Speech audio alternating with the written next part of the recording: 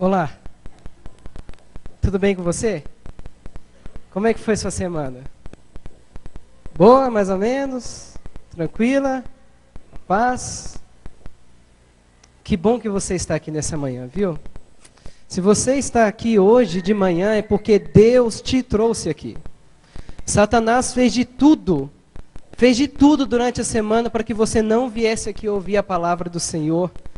Mas o Espírito Santo do Senhor atuou mais forte na sua vida e hoje você está aqui, amém? Eu também fico muito feliz por estar aqui de volta a uma igreja que mora no meu coração, uma igreja na qual eu fui pastor e agora estou voltando como visitante numa ocasião muito especial. Hoje vai ser o meu noivado, gente, amém? Amém? Isso aí, gente. Isso aí. Noivado vai acontecer hoje e eu quero convidar cada um de vocês para participarem, de verdade mesmo. Eu gostaria que vocês estivessem presentes nesse noivado. A Marla não está aqui agora, ela foi tirada daqui, então eu posso falar. Eu estou preparando uma surpresa daquelas para ela. Ela está achando que vai ser um noivado assim só entre família, sabe? Daqueles assim que conversa e tal, mas chegar lá ela vai descobrir que ela vai ter um mapa do tesouro que ela vai ter que encontrar. Ela vai em alguns lugares da cidade aí encontrando as pistas e o último lugar, ela vai lá no topo do mundo. Quem é que conhece o topo do mundo? A vista magnífica da BR-040 saída para o Rio de Janeiro. Lá no topo do mundo ela vai ter uma grande caixa de presente. Quando ela abrir a caixa, quem é que vai estar lá dentro, gente? E aí vai acontecer o grande momento, viu? Depois que eu falar algumas palavras que eu pensei, escrevi, até anotei para não esquecer, aí eu vou pedir a mão dela. E nesse momento eu gostaria que você estivesse lá. Por quê? Porque essa igreja fez parte da nossa história. Nós vamos sair daqui às 15 para as 4 da tarde. Em direção lá. Vamos chegar um pouco antes, né? Para o pessoal que quiser tirar foto e tudo mais. E a gente vai se esconder. Às 5 horas, quando ela chegar, vai estar todo mundo escondido. E vocês vão aparecer na hora de dizer sim, com um monte de placa. De sim e tal, para dar uma força, né? Aceita, né? Para dar uma força. Então você está convidado a estar lá. Se você sabe onde é o topo do mundo, chega uns 10 minutos antes lá, para não chegar junto com ela, né? Ou se você não sabe, vem aqui para a igreja. E daqui nós vamos sair no comboio às 15 para as 4 da tarde. Aí quando for 5h30 a gente já está retornando já. Você é convidado. Meu convidado especial, viu? Gente, tem certa coisa que a gente encontra na vida que a gente não abre mão, não é verdade? Quando a gente encontra algo assim que não existe outro lugar, é algo incomparável, você não abre mão daquilo, é ou não é verdade?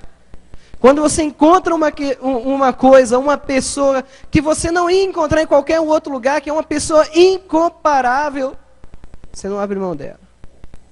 Foi assim como eu encontrei a Marla.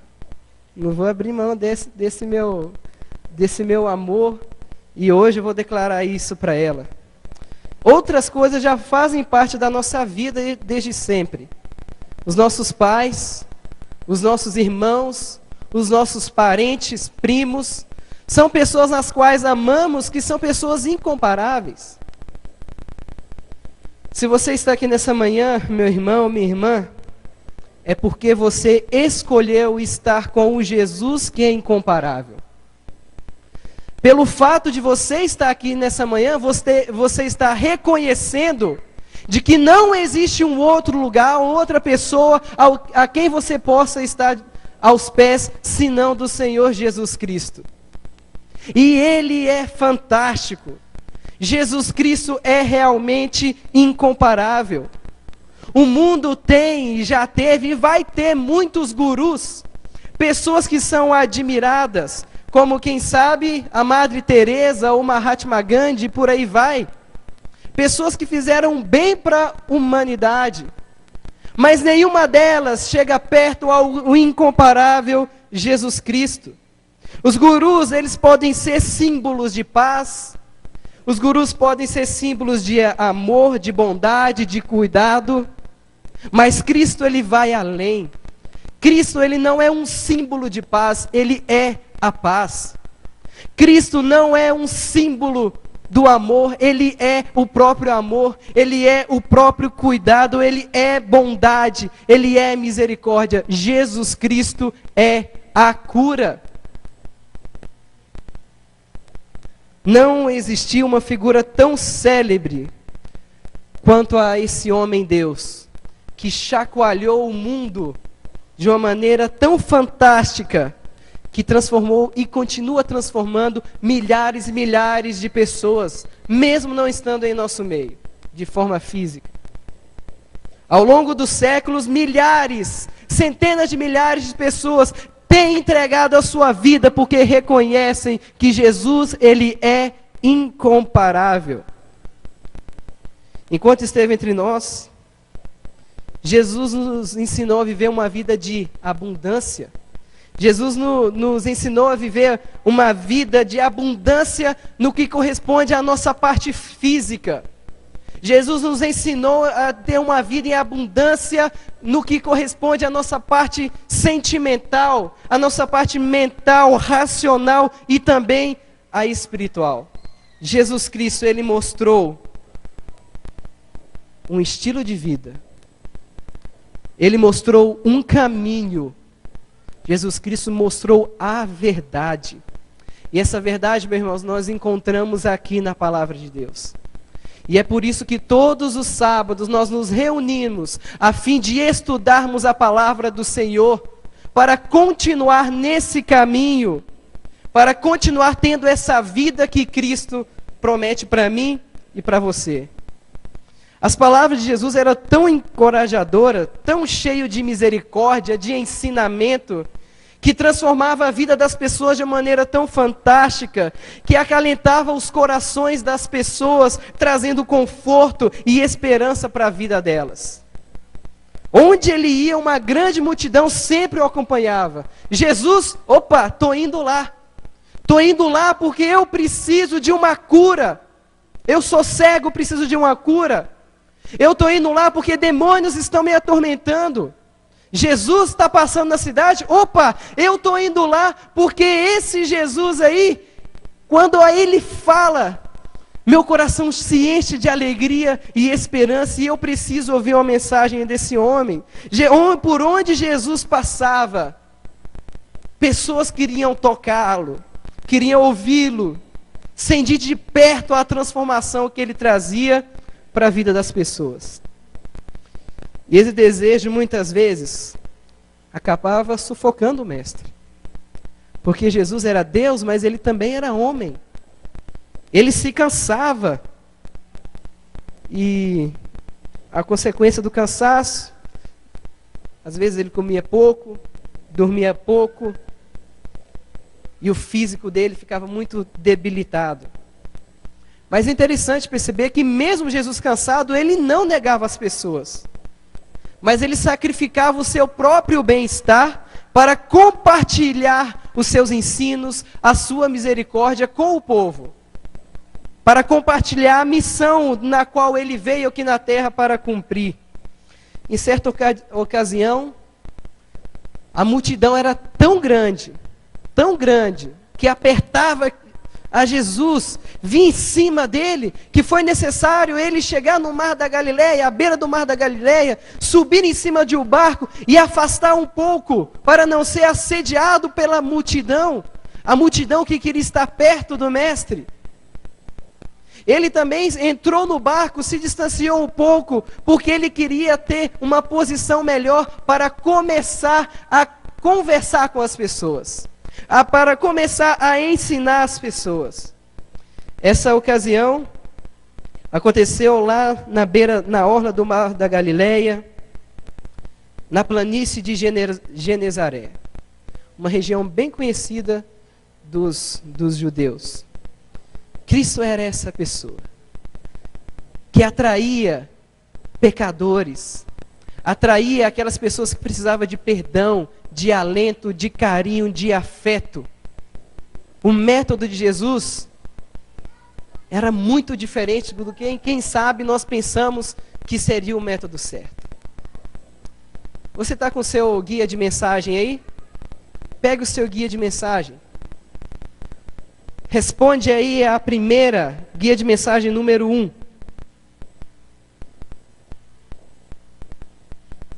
Guia de mensagem número 1.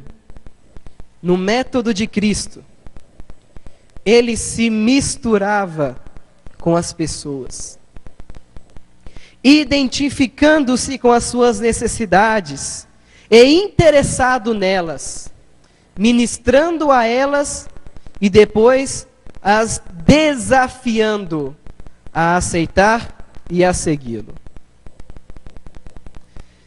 Essa era a maneira que Jesus lidava com as pessoas. Ele era um homem religioso, e pelas leis da época, um homem religioso, um homem que se preza, não deveria andar com a gentalha daquele povo, daqueles pecadores.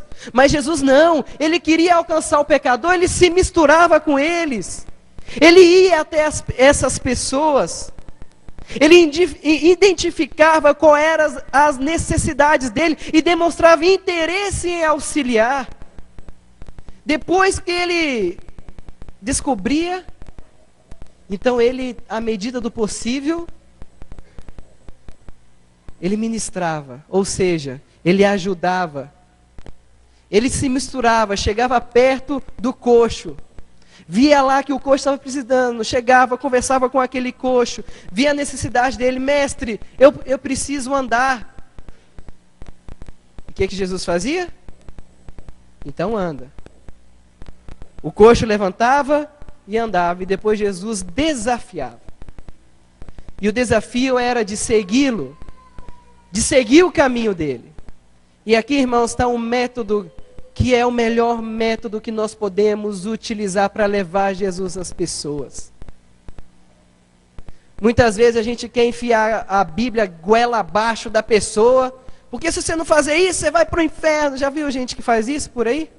Mas não era assim que Jesus fazia.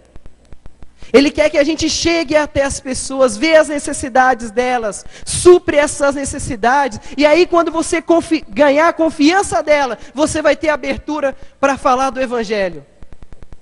E era isso exatamente o que Jesus fazia.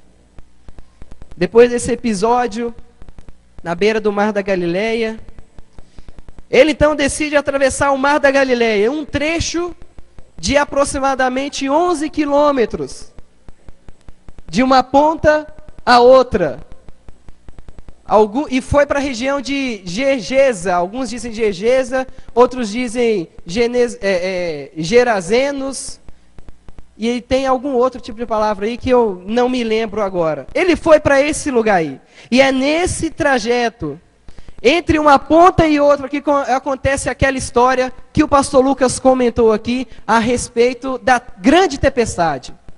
Jesus estava tão cansado, ele deitou ali na proa do barco, e aí vem uma grande tempestade, e os discípulos de Cristo não conseguiram dar conta de acalmar a tempestade, e aí eles falam, mestre, acorda, você não vê que a gente vai morrer? Jesus então vai lá, acalma a tempestade, vira para os discípulos e fala, homens de pouca fé.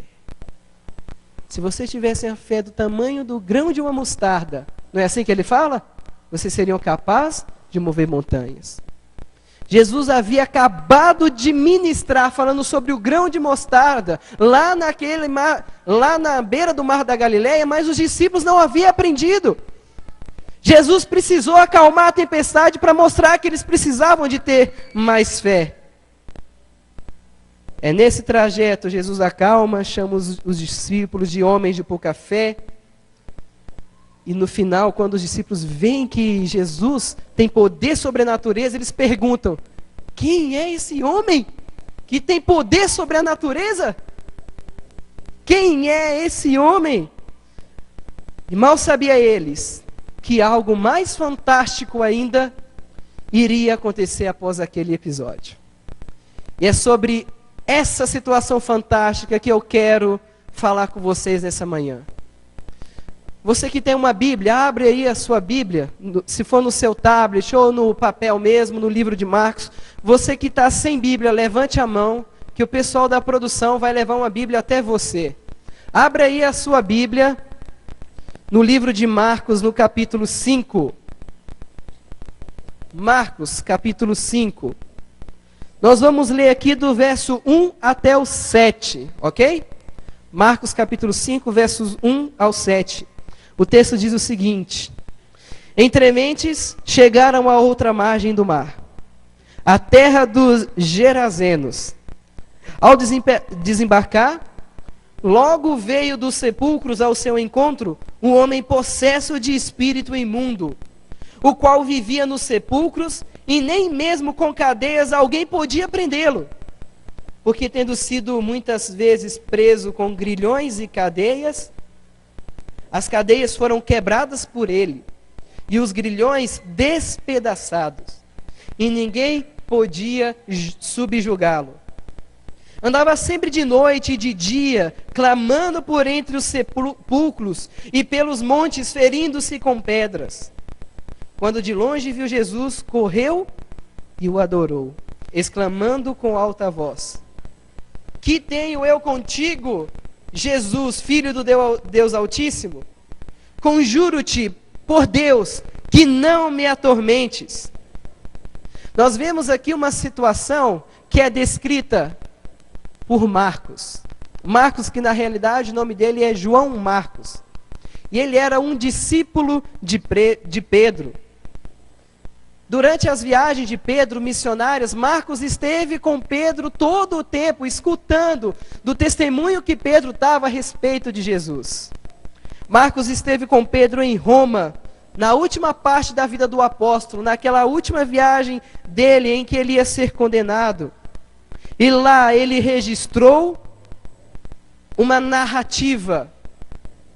Ele escreveu o que Jesus, acerca de Jesus Cristo, a partir do testemunho de Pedro, que havia vivido com Cristo. Sendo assim, Marcos estava narrando de primeira mão o testemunho daquele apóstolo. Assim, lendo o Evangelho de Marcos, nós estamos vendo na realidade Jesus, através dos olhos de Pedro.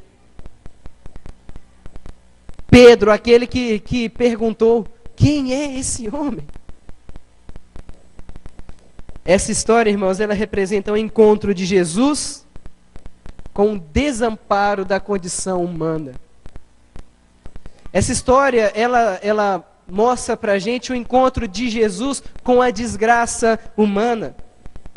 E nesse caso, o objeto do interesse de Jesus está em uma pessoa.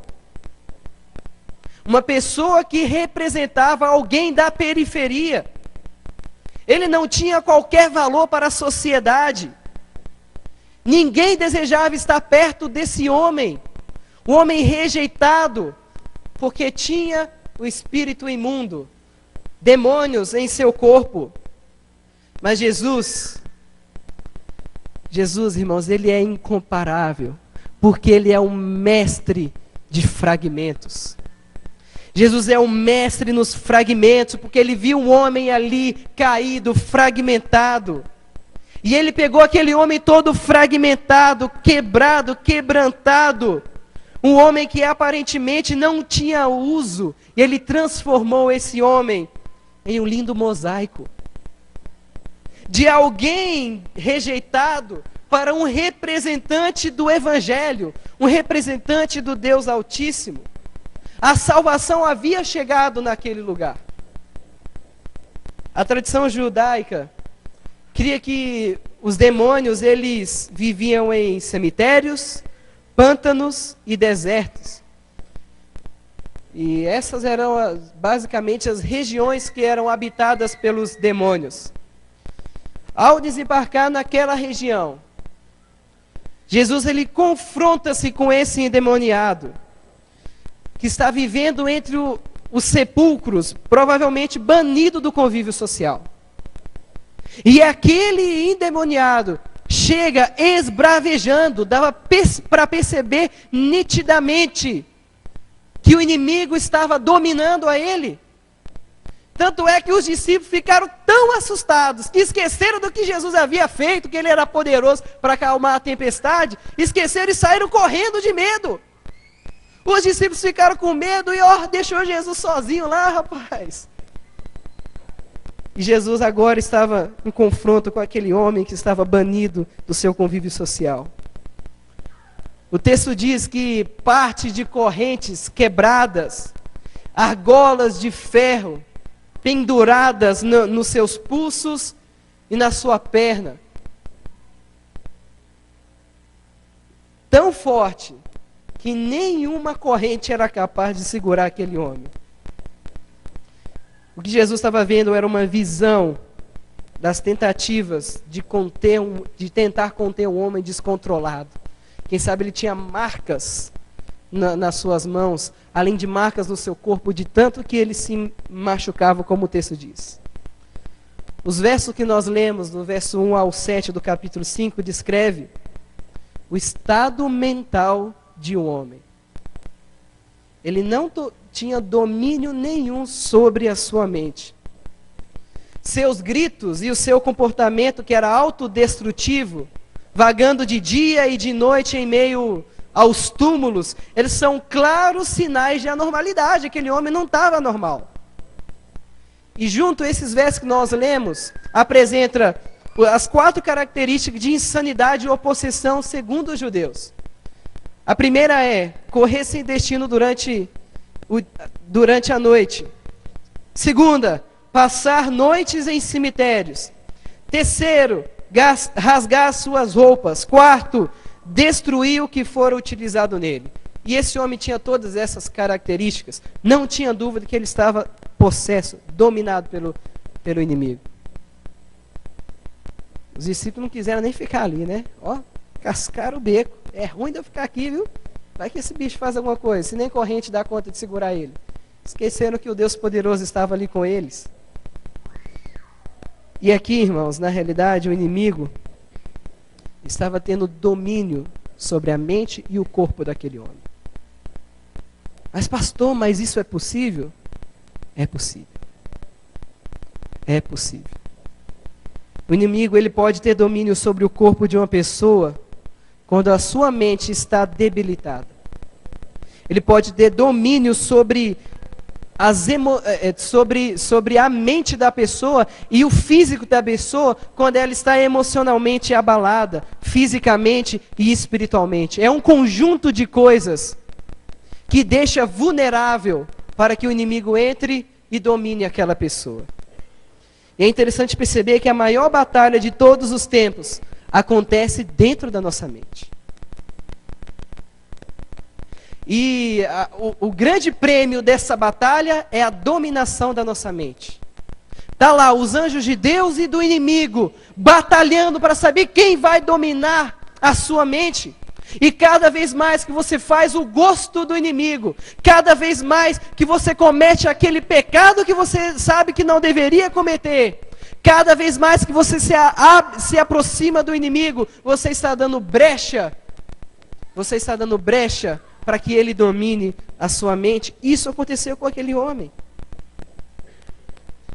Satanás, ele tenta dominar a nossa mente para poder controlar os nossos desejos, os nossos planos, os nossos projetos, de maneira que os nossos planos já não são os planos de Deus, mas os planos de Satanás.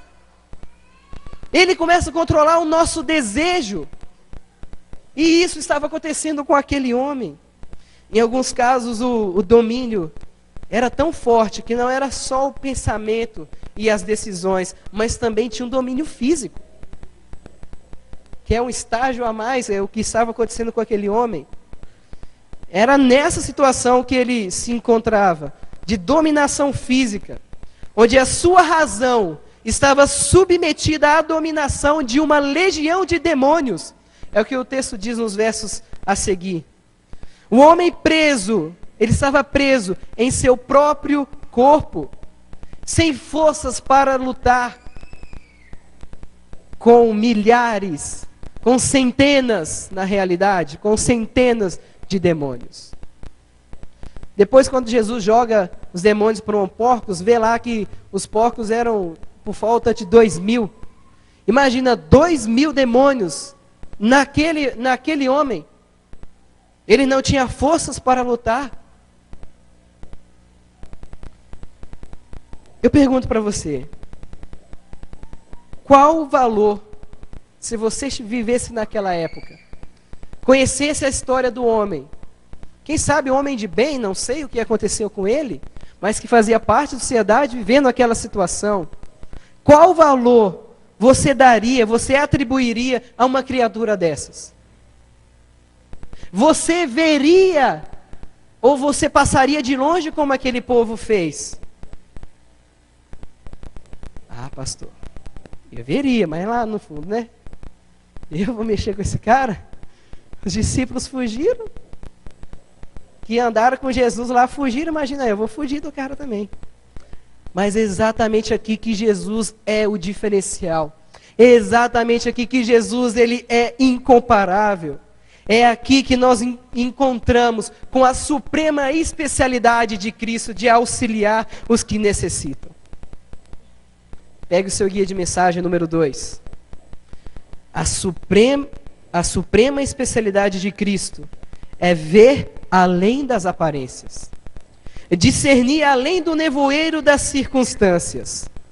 Jesus, ele não via aquele homem naquela situação, ele não via a situação que ele estava, mas Jesus, ele olhava além, ele via no que aquele homem poderia se tornar.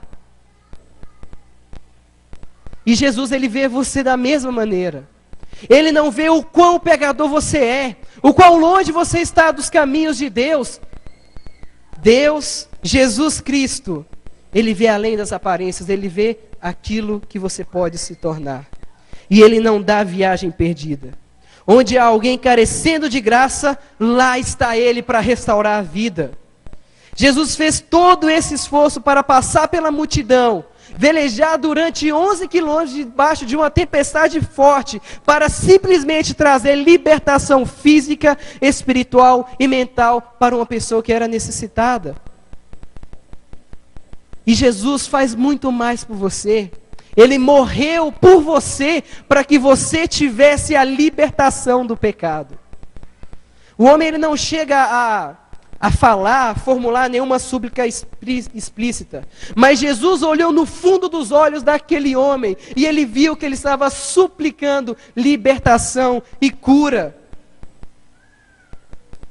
Guia de mensagem número 3. Não importa em que situação está vivendo, somos de valor inestimável para Cristo.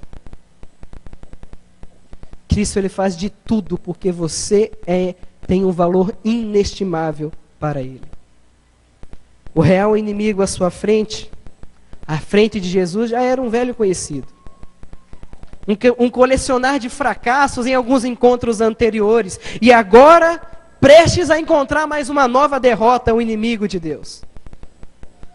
Os demônios suplicam, pedem para Deus, então manda a gente ali para aqueles porcos que estavam ali na redondeza, e Jesus permitiu. Agora imagina, essas centenas de porcos lá correndo, e os criadores do porco correndo atrás. Devia ser uma situação cômica se não fosse trágica, porque os porcos pularam lá no penhasco e morreram todos.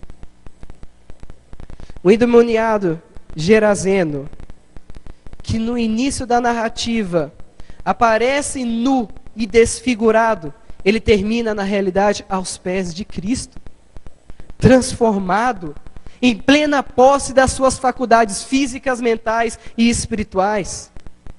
Sobre esse assunto, a escritora norte-americana Ellen White diz o seguinte: maravilhosa mudança se operara no possesso.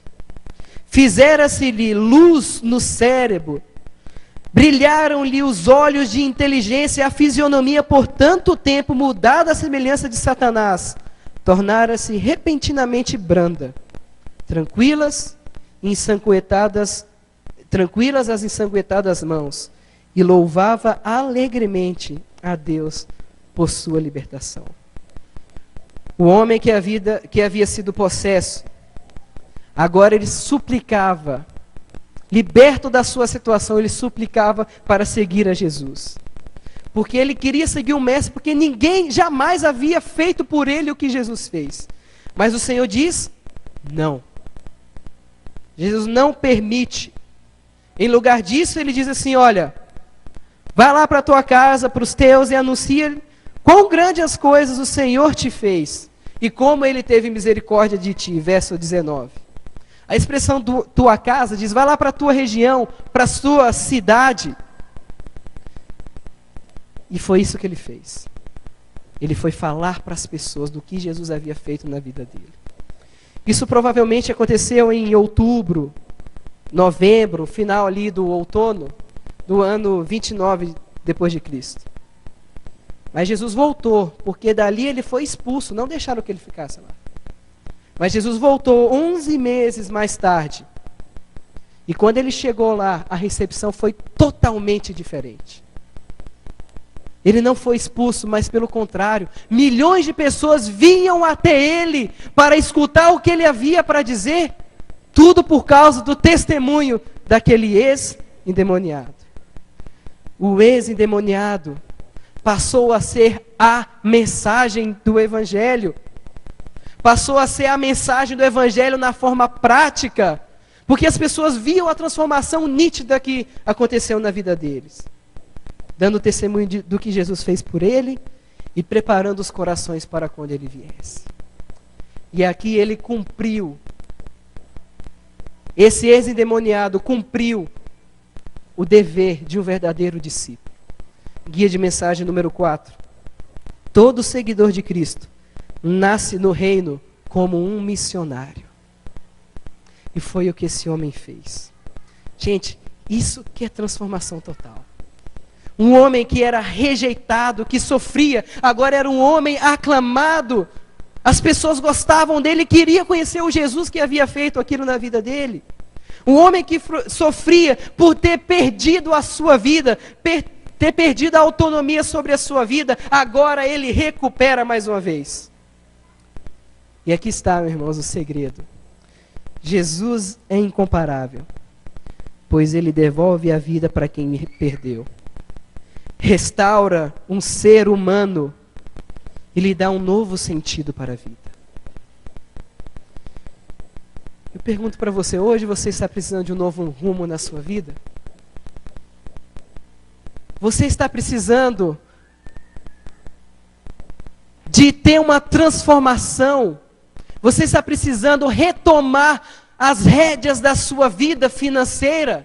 Você está precisando retomar as rédeas da sua vida espiritual, da sua vida familiar, da sua vida relacional?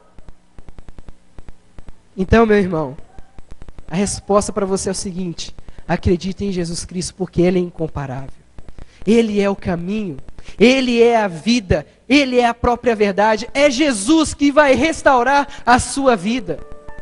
É Jesus que vai restaurar as partes quebradas, os fragmentos da sua vida. É Ele. Chega de ficar preso nas cadeias do inimigo. É hora de você assumir o controle da sua vida. E é hora de você decidir estar ao lado de Deus. Não deixe com que a rotina da vida tome o seu tempo ao lado de Jesus. Porque isso é engano do inimigo. Jesus, ele tem o poder para restaurar o que um dia foi perdido. Ele tem o poder para curar o seu coração quebrantado. Ele tem poder para trazer cura física. Basta nós crermos nele. Eu quero convidar a Girlene aqui para louvar o Senhor agora. Enquanto ela canta, você que hoje quer renovar o seu pacto com o Senhor Jesus, eu quero fazer uma oração especial por você. Quero convidar que você venha aqui na frente.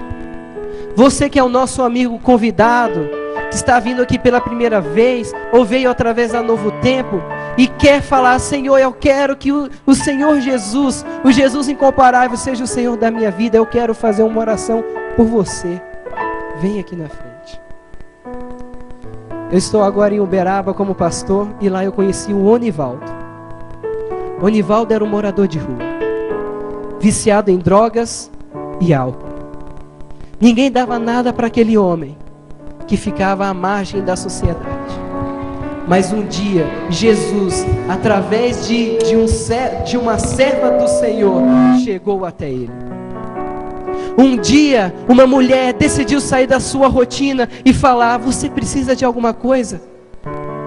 Ela então encaminhou esse homem para uma clínica de recuperação. E hoje nós estamos realizando um trabalho numa clínica de recuperação em Uberaba, estudando a Bíblia com as pessoas. E que transformação! Não foi porque ele está na clínica, mas foi porque ele conheceu Jesus. O homem que havia perdido o controle da sua vida, a sua dignidade, agora está recuperando, ganhando a confiança de novo no mercado de trabalho. Jesus restaurou a vida daquele homem. Foi Ele que fez com que aquele homem vencesse aquele mundo de drogas e bebida que ele vivia. Eu não sei que tipo de mundo você precisa vencer, meu irmão, mas Jesus quer te libertar. E se você quer receber essa libertação, essa cura, venha na frente que eu quero orar por você.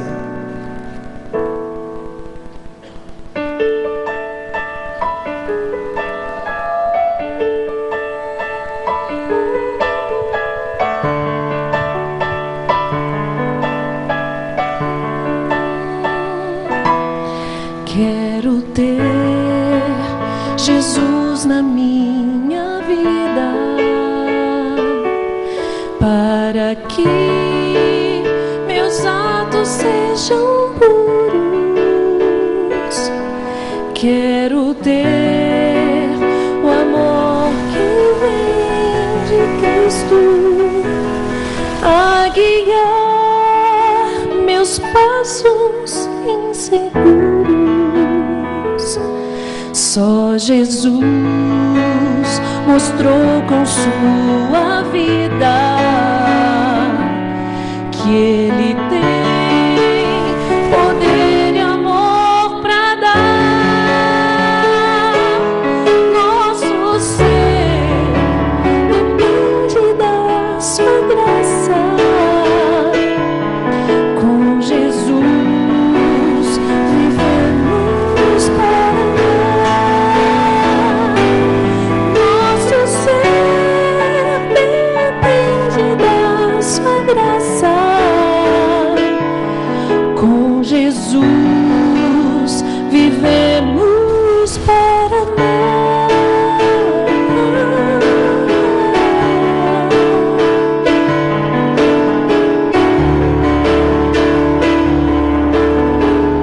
Se você quer ter Jesus na sua vida, pode vir. Faça como eles que estão aqui na frente. Jesus na Saia do seu minha lugar. vida, com o Pai guiando os meus passos. Quero ter a paz que vem da liberdade, que encontro apenas em seus braços. Só Jesus mostrou com sua vida que Ele tem poder e amor para dar. Nosso ser depende da sua graça. Com Jesus vivemos para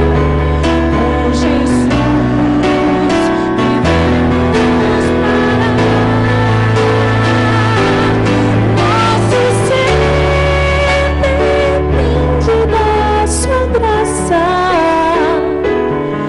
Com Jesus vivemos para amar.